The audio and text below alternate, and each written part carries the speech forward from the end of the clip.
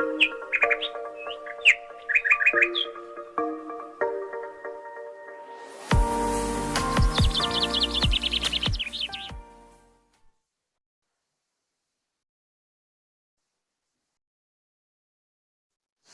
दोस्तों, हम लोग समझेंगे कि प्रकृति की उत्पत्ति कैसे हुई। आपको मैं एक सीरीज चलाऊंगा, जो ये सीरीज अभी चल रहा है, 3 वीडियो जो अपलोड करूंगा। आज का ये वीडियो अपलोड हो जाएगा। इस सीरीज में आपको क्या है कि प्रकृति की उत्पत्ति कैसे हुई, ब्रह्मांड की उत्पत्ति कैसे हुई, पृथ्वी की उत्पत्ति कैसे हुई, आकाश गंगा की उत्पत्ति कैसे हुई, सौर मंडल, ये सब क्या है आपको चर्चित कराऊंगा। तो इस सीरीज को आप प्लीज ज्वाइन कर लेना।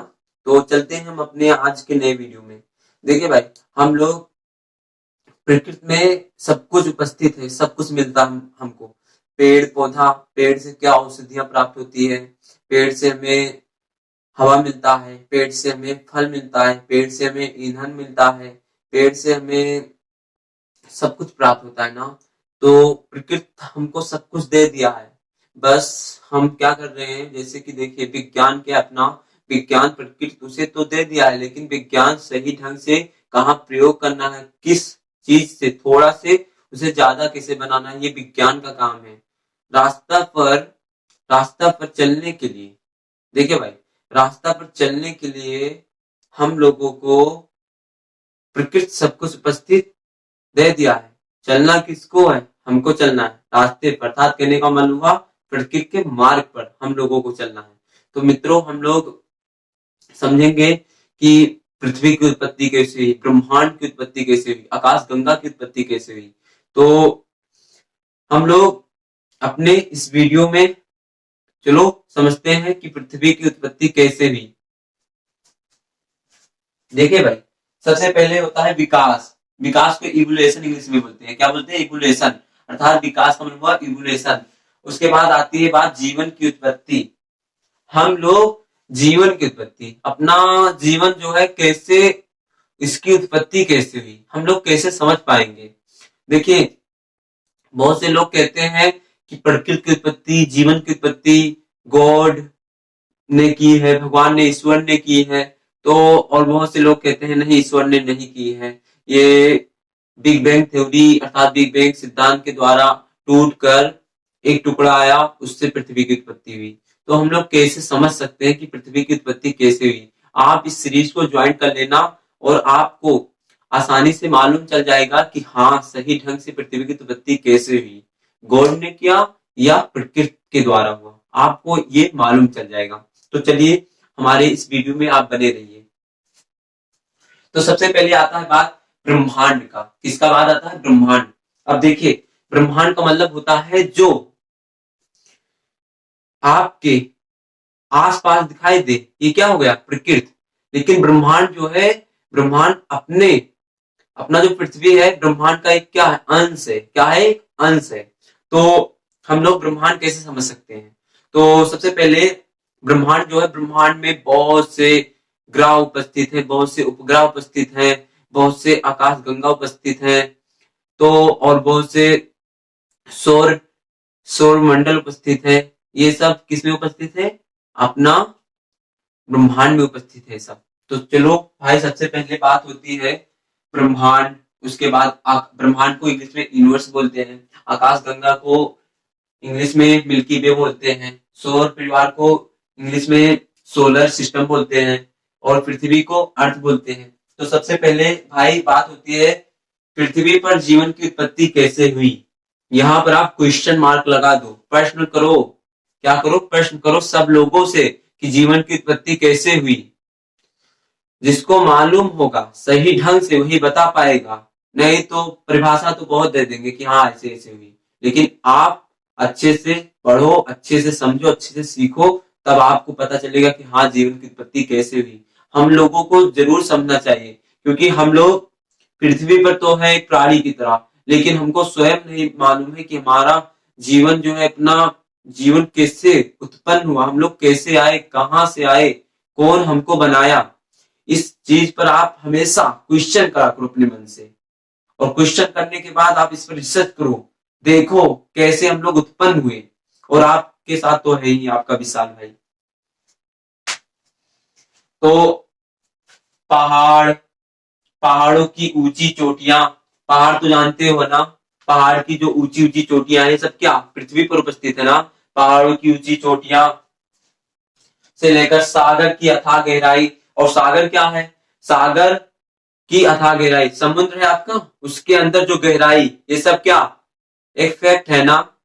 अभी तक सही ढंग से मालूम नहीं हो पाया है कि पृथ्वी, देखिए सबसे पहले विज्ञान अपना जो है समुद्र के अंदर सिर्फ 10 किलोमीटर के गहराई तक जा पाया है। कितना, ध्यान से सुनिए, 10 किलोमीटर के गहराई तक जा पाया, अभी तक वो और अंदर नहीं जा पाया है। वो अभी और अंदर नहीं जा पाया, सिर्फ 10 किलोमीटर उसका डिस्टेंस, दूरी तय कर पाया है। कौन, विज्ञान अर्थात वैज्ञानिक लोग अपने। तो देखिए अथाह गहराइयों तक, देखिए पृथ्वी पर क्या क्या उपस्थित है, जल उपस्थित है, वायु उपस्थित है, और नाना प्रकार के क्या जीव जंतु। जीव क्या होता है, आप में गाय भैंस ये सब क्या है, जीव है। और जंतु क्या है, देखिए जीव का मतलब हुआ जीव में सब आगे, सब प्राणी आ गए, कोई भी प्राणी हो सब जीव में आ गए, कोई भी जंतु हो वो भी जीव में आ गया, कोई भी कीट है वो भी जीव में आ गया। तो सबसे पहले बात होती है यहाँ पर कि जीव, तो जीव हम लोग तो हो ही गए, उसके बाद जंतु भी हो गए, और फिर बात आती है जीव, तो जीव जो है हम लोग हो गए, लेकिन जंतु, जंतु अब मानव की जातियां अलग है और जंतु की जातियां अलग है। जंतु में गाय भैंस बकरी ये सब किस में आ जाते हैं, जंतु में आ जाते हैं। और मानव, मानव में ह्यूमन में कौन आ जाता है, हम लोग आ जाते हैं, स्त्री हो गया पुरुष हो गया, ये सब किस में आ जाते हैं, ये सब आ जाते हैं अपने किसमें, मानव, मानव की प्रजाति में आ जाते हैं। तो उसके बाद ब्रह्मांड या विश्व को हम प्रकृति कहते हैं।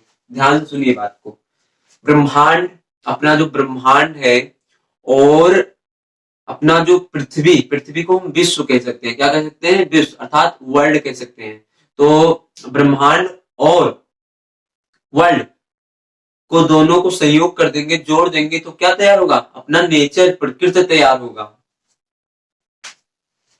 ब्रह्मांड का अध्ययन करने के लिए, जो अपना ब्रह्मांड है उसके बारे में जानकारी लेने के लिए एक विज्ञान का एक स्वयं शाखा है, जिसको हम कह सकते हैं कॉस्मोलॉजी। कॉस्मोलॉजी क्या होता है, खगोलीय विज्ञान। क्या होता है, खगोलीय विज्ञान। खगोल का मतलब क्या हुआ, अंतरिक्ष में जाकर उसके बारे में रिसर्च करो, उसके बारे में जानो, उसे हम कहेंगे खगोल। क्या कहेंगे, खगोल। तो खगोल विज्ञान को अध्ययन करना है तो आप अंतरिक्ष में आपको जाना पड़ेगा, और आप समझ सकते हो कि खगोल विज्ञान क्या होता है।